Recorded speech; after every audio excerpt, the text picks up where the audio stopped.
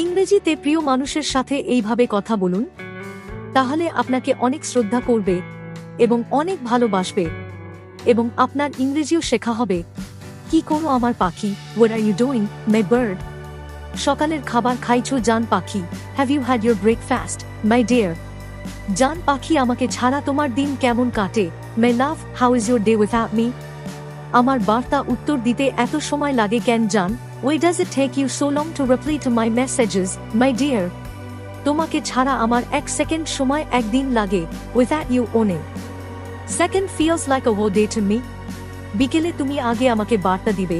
Will you message me first in the afternoon? ভালো থেকো জান, আবার কথা হবে। Stay well, my dear. We will talk again. আরও রোমান্টিক এবং ভালো ইংরেজি শব্দের অর্থগুলো জানতে আমাদের চ্যানেলটি সাবস্ক্রাইব করুন এবং আরও কঠিন শব্দ দেওয়া আছে আমাদের চ্যানেলে, দেখে আসুন।